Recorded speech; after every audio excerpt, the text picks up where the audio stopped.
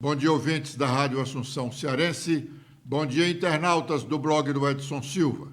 Estamos começando agora o nosso programa, o blog do Edson Silva, na Rádio Assunção Cearense.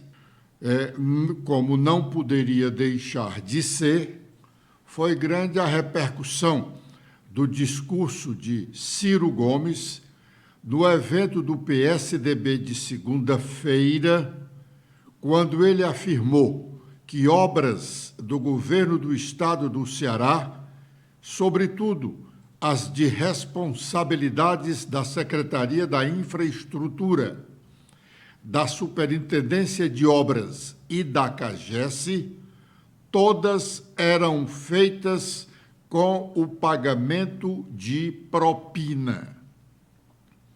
Na Assembleia Legislativa Cearense, ontem, o primeiro a falar sobre o tema foi o deputado estadual Sargento Reginauro. Reginauro, há alguns dias, havia apresentado um requerimento lá na Assembleia, pedindo para que Ciro fosse convidado a falar aos deputados sobre declarações que ele teria feito, que ele fez anteriormente, em que disse estar o Ceará dominado por facções criminosas.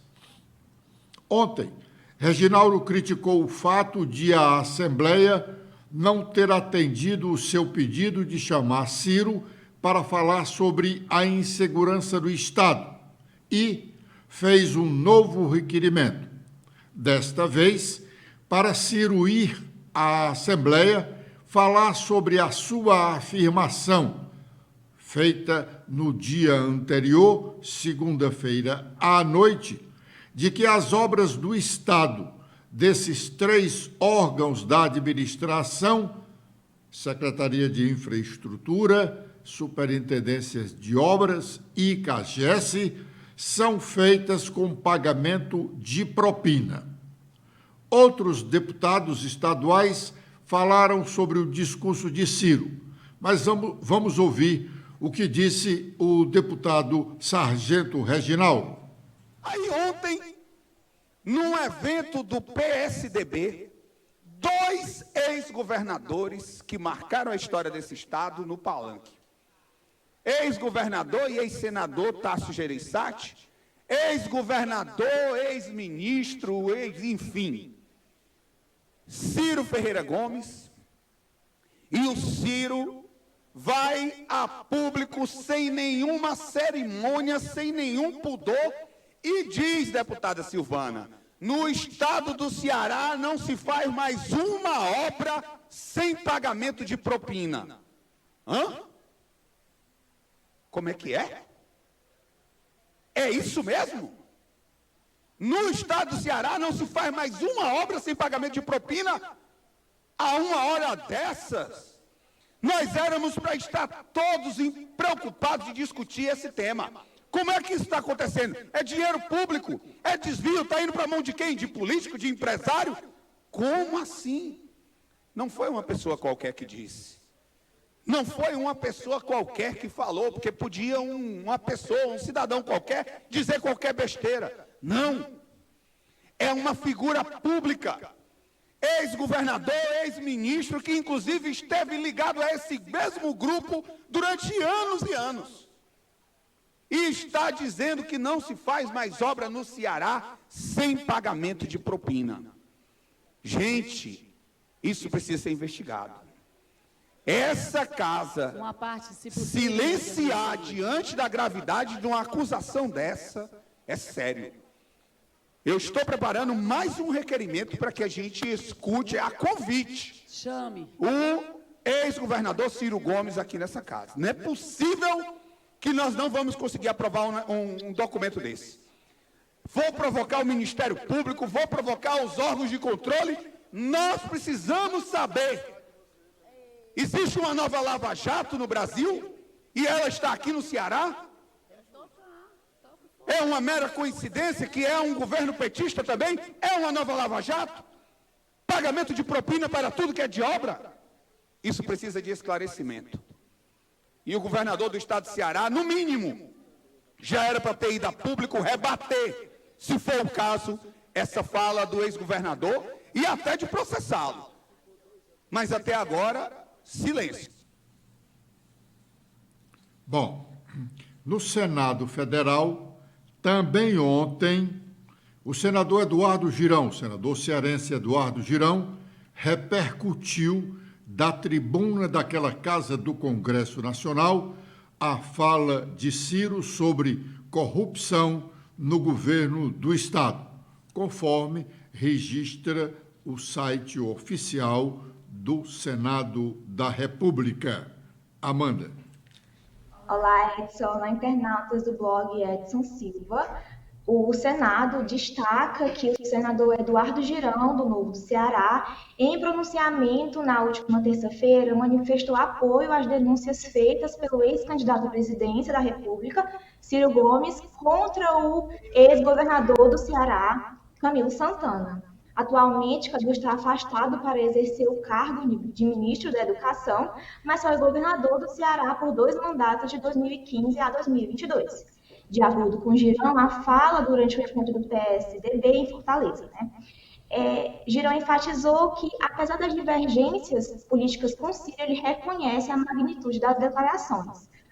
Segundo o senador, Ciro declarou que o governo Camilo cometeu abuso de poder ao convocar os prefeitos para trocar apoio político por obras no governo.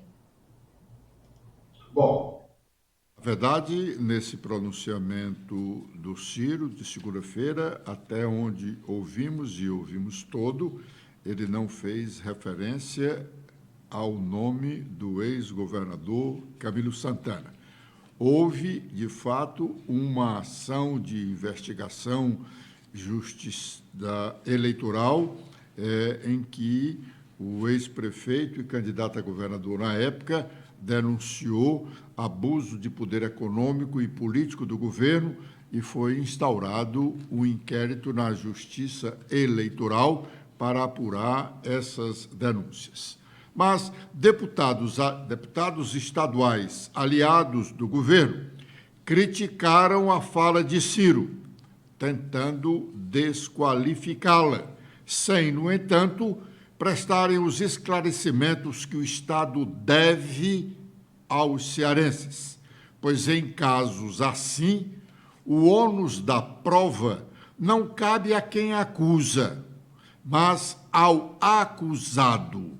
Este é que precisa vir a público contestar, desmentir e, com fatos e documentos, comprovar que o acusador mentiu. Até mesmo deputados aliados do governo sabem do que se fala em reserva quanto ao comportamento do dirigente da Superintendência de Obras, o Quintino Vieira. Não é de hoje que ele é tido como o responsável pela arrecadação de recursos para as campanhas eleitorais e outras necessidades de políticos governistas. De algum tempo para cá, o nome do presidente da CAGES, Neurizângelo Freitas, tem liderado os comentários sobre a arrecadação de recursos para integrantes do governo anterior. Ele atuou bem na campanha eleitoral passada. Do secretário de Infraestrutura, Antônio Ney de Souza, até agora pouco tem se falado, embora o seu setor seja um dos mais visados. Agora mesmo, por exemplo, ele tem a incumbência de fazer ou não um acordo com as empresas que compõem o consórcio responsável pelas obras do metrô de Fortaleza, atualmente paralisadas por questões de desentendimento quanto ao percentual de reajuste em aditivo a ser pago pelo Estado. Por sinal, um ponto denunciado pelo ex-secretário de Infraestrutura, Lúcio Gomes, irmão de Ciro. Lúcio não aceitou, enquanto secretário de Infraestrutura, as pressões do consórcio que trabalha nas obras do Metrofó. Aliás, as obras estão paralisadas, né? E fez a denúncia pública. Lúcio não aceitou as pressões e fez uma denúncia pública. Por isso, nós chamamos a atenção da sociedade, recentemente, para acompanhar esse entendimento entre o atual secretário de Infraestrutura e o consórcio responsável pelas obras do metrô. É muito dinheiro envolvido. E se houver propina, ela, sem dúvida, será muito gorda. Bom, agora é o momento de sabermos quais as nossas manchetes. Letícia. Olá, Edson. Olá a todos que acompanham o nosso programa desta quarta-feira. Com as atualizações feitas no nosso blog, temos que líder do feminismo negro, Maria Beatriz Nascimento, uma nordestina, é homenageada no livro dos heróis e heroínas da pátria. Na Câmara Federal, essa proposta foi relatada pelas deputadas Benedita da Silva, do PT do Rio de Janeiro, e Laura Carneiro, do PSDB, também do Rio. Sobre aqui a Assembleia Legislativa, o líder do partido do PDT aponta que não há coerência na sigla no Ceará. Guilherme Landim lembrou que, enquanto parte da legenda defende oposição ao governo, a sigla está inserida na gestão do presidente Lula, cujo a sigla, o Partido dos Trabalhadores, é a mesma do chefe do Poder Executivo Estadual. Petista dispara: quem é que dá bola para o ex-quase tudo, diz sobre Ciro Gomes. Ainda de acordo com a fala de Guilherme Sampaio, petista, o ex-quase tudo foi importante para o Ceará, mas essa importância deixou de existir quando descobriu que o projeto do seu umbigo não ia se impor ao projeto nacional. Tudo o que era bom passou a ser ruim, afirmou Guilherme. Também temos que hoje no Ceará não se realizam obras sem pagamento de propina, de acordo com essa fala de Ciro Gomes. Deputado, quero ouvi-lo na Assembleia, como mencionamos aqui no nosso início do programa de hoje, afirma o deputado Sargento Reginauro e outros com aprovação na Assembleia Legislativa. E avança a aprovação de PEC que limita ações individuais de ministros do Supremo. Essa proposta também estabelece prazo para os pedidos de vista, que devem ser concedidos coletivamente pelo prazo máximo de 6 meses, com a possibilidade de uma única renovação limitada a 3 meses. Hoje, cada ministro pode pedir vista individualmente, sem um prazo específico, e o que possibilita sucessivos pedidos por tempo indeterminado.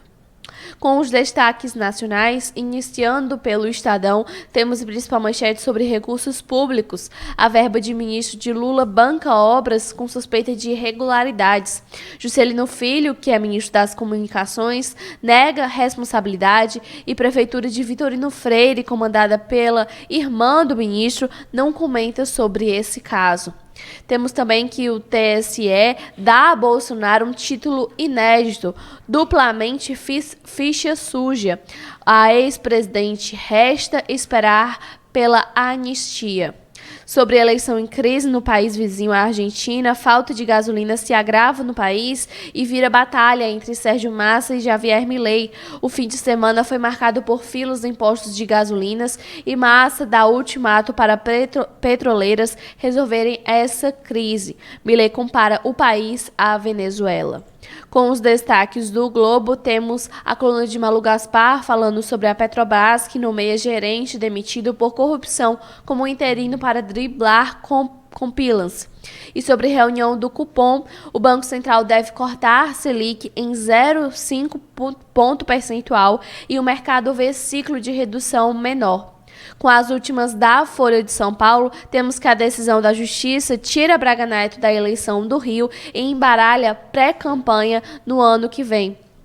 E temos também sobre tribunais que são enviesados contra mulheres e negros e não fazem justiça, de acordo com o advogado da OAB de São Paulo. Dione de Almeida foi a primeira negra a ser presidente interina da seção paulista.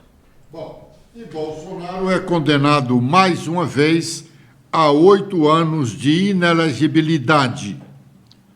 É uma decisão inócua, esta tomada ontem pelo Tribunal Superior Eleitoral.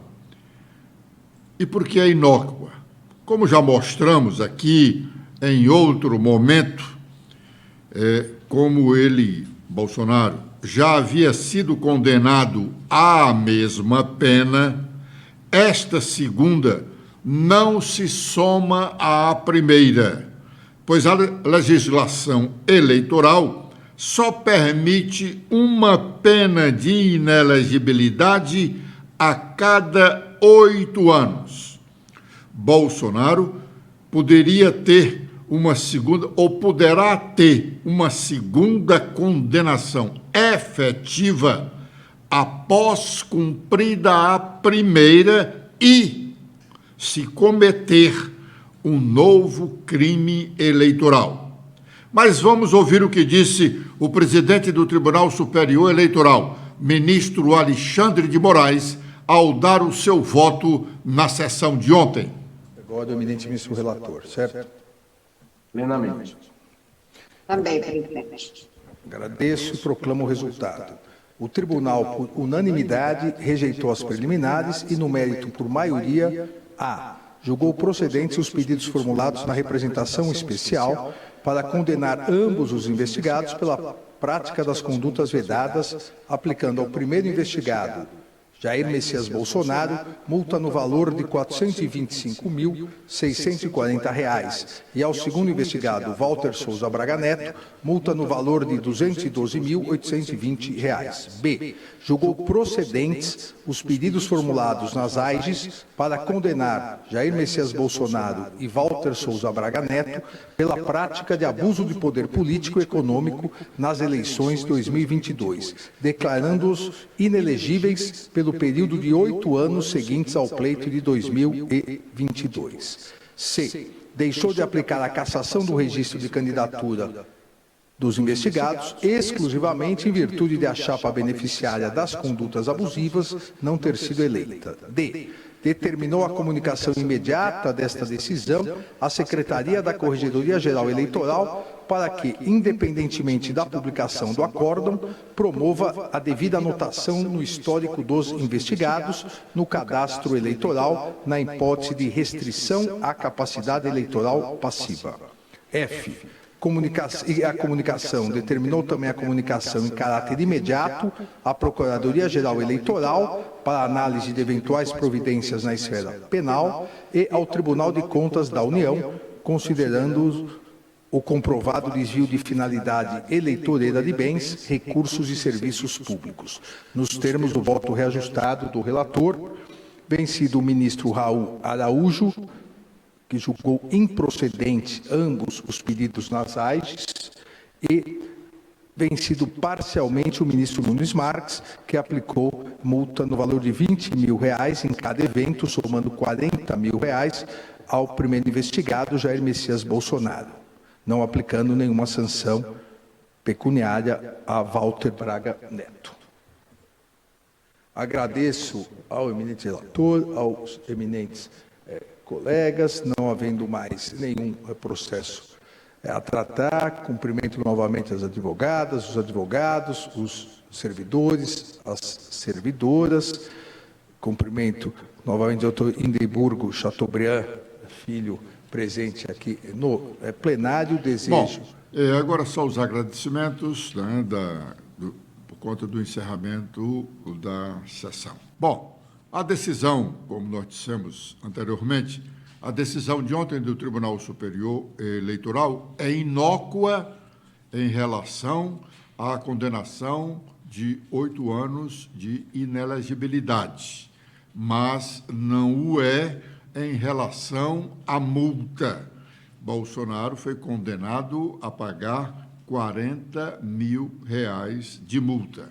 Ele pode recorrer da decisão ao próprio Tribunal Superior Eleitoral ou até mesmo ao Supremo Tribunal Federal. Mas acho que não surtirá efeito algum o seu recurso. É como dizia um político cearense, lá de Sobral, ele dizia que choro em sentinela e recurso de candidato derrotado não adianta absolutamente nada.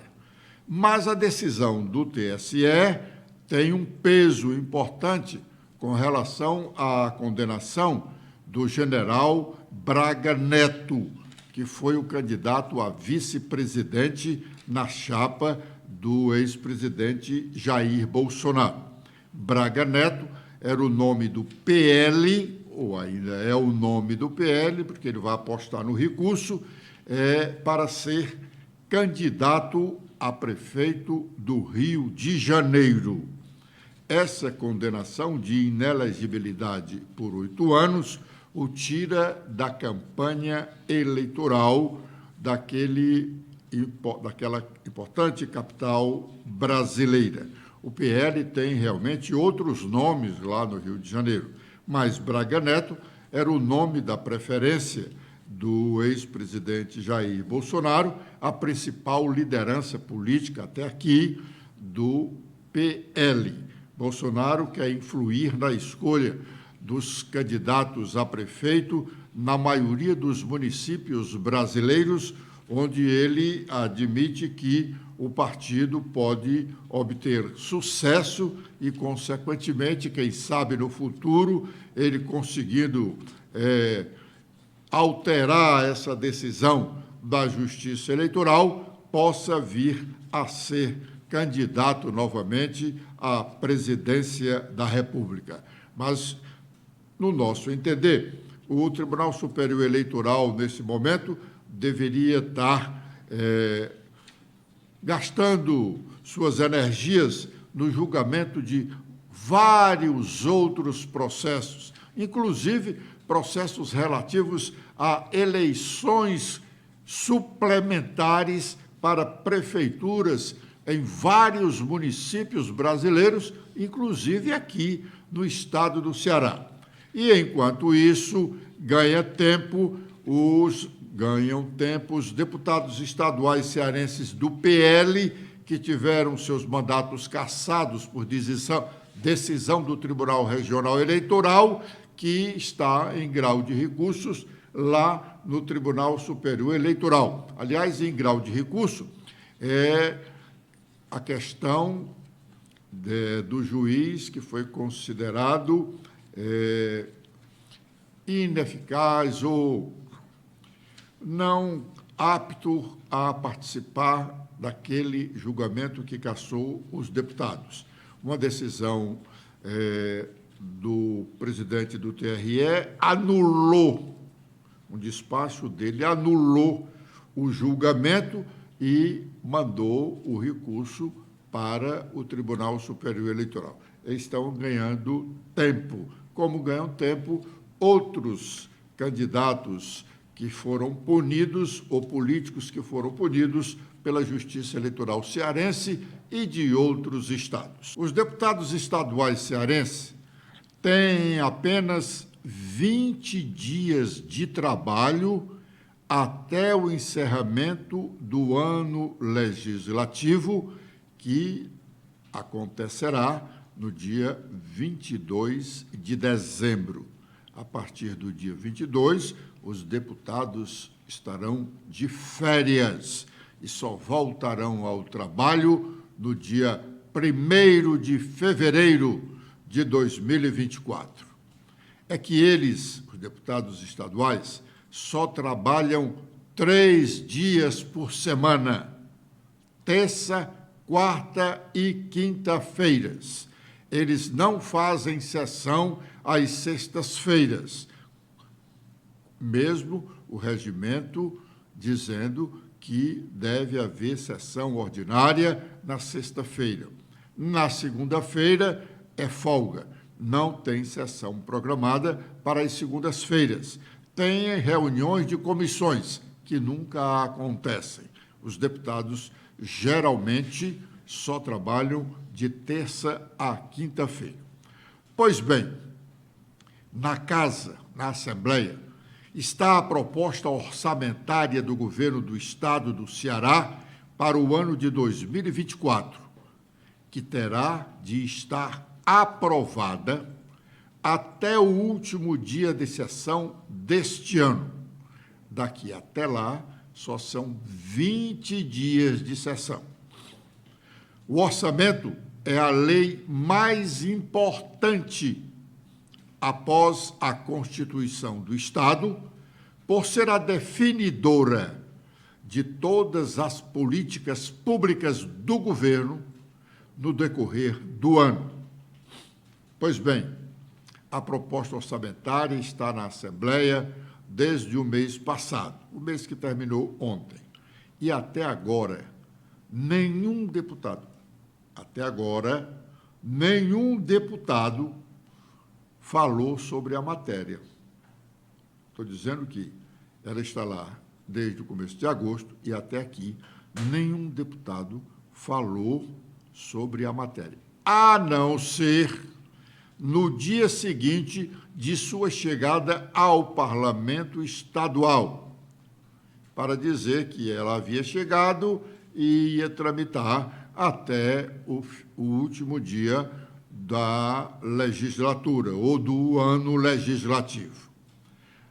A matéria deveria ser amplamente discutida, até para que a sociedade tenha um mínimo de informação sobre o que o governo pretende fazer com os 37 bilhões de reais que pretende arrecadar ao longo de 2024.